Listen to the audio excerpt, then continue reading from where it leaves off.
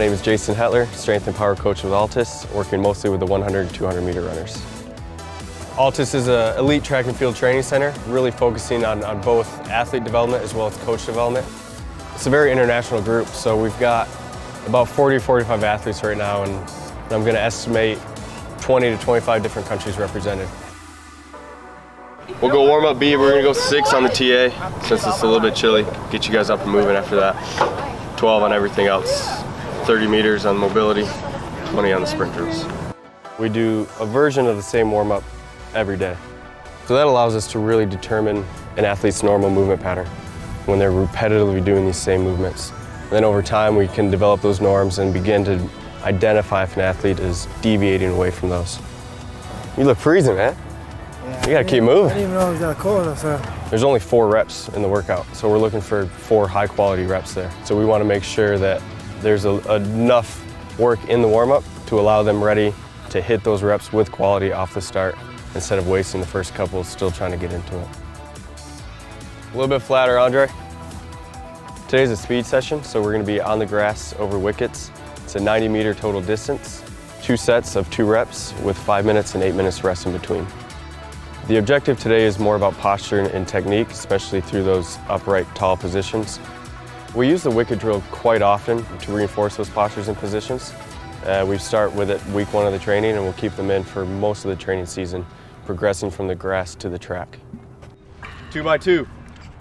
Make sure we're carrying it through the far cone that's 90 meters. 5 minutes in between reps, 8 minutes in between sets. Everybody should know what lane they're in.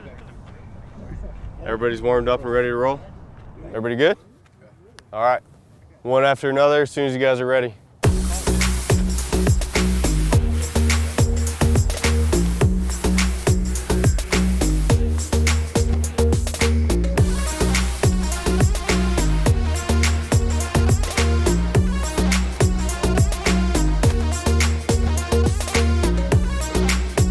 Get up and get tall. Keep it going. Good. This is about rhythm, it's just about being smooth. Focus on the rhythm when you get upright and running. It's hard because it's to 90 meters and you don't really run upright in 100 meters for 90 meters, so it's challenging, but it's just going to help with the later end of the race. This is my first time doing a full training with these guys, so it's been good so far, so we'll see what 2018 brings. So the big thing for CJ is getting his thigh up and then bringing it straight down to the ground, not getting too long with his stride. So that's actually really good for him. He can get a little bit more height out of that thigh than what he had there. But what I liked about that is he's not reaching out, not casting too much to get through it. For him, it's going to create more space between his foot and the ground to allow him more space to then put a negative foot speed into the ground and create more force. It's also going to set up a nice stretch reflex by hitting some of the end range of motion. Will then allow him to snap it back a little bit more efficiently instead of having to work very hard mechanically to do so. It's about some fluid movement, opening up a little bit, allowing himself to get some of those end ranges, and what we hope to see is a little bit more of an efficient execution through the sprint. All right, Dre, just like the last one.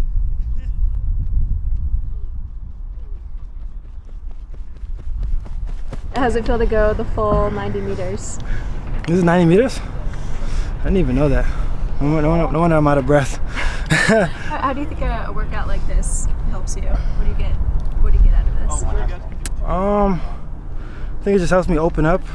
I think this part of the race you use like from 30 meters to about 70 meters. This is where you kind of gotta hit it, in the race. So I think, doing that, it kind of helps me, get my form, get my technique right.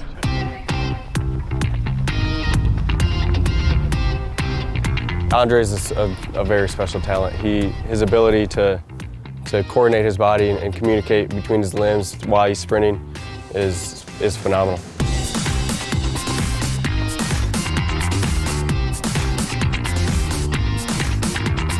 So a lot of it is posture, getting them to feel a nice, tall, upright position, lift their legs off the ground, and then build pressure throughout the run. So the wicket spacing will increase as they go through. Therefore, their speed needs to increase as they go through. So allowing these guys to go through the wickets and really feel the positions and really target that under a little bit of fatigue. That's why we set it up with 90 meters and 24 wickets. So it's about 50 to 60 meters worth of wickets with a 30-meter run out afterwards. Really, with a lot of these guys, a lot of higher level guys, the big piece is just keeping them healthy, because they've already got the tools in their toolbox and all the abilities that they need to be fast, and they've exhibited that. So it's just a matter of staying healthy, keeping them on the track, doing what they need to do.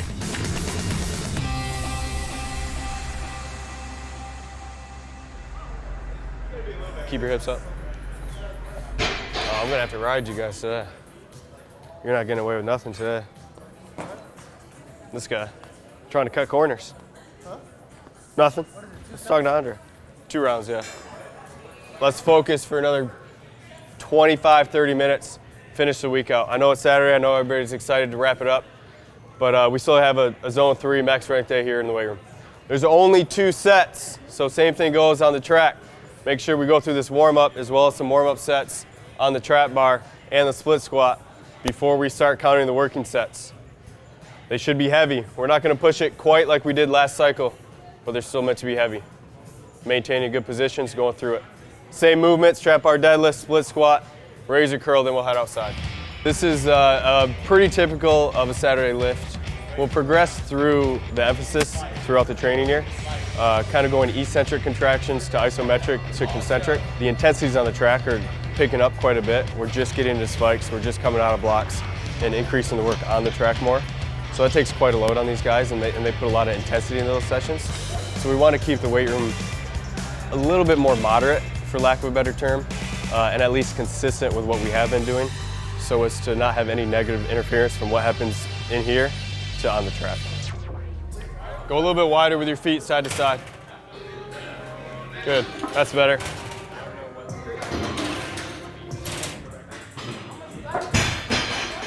That's better, CJ.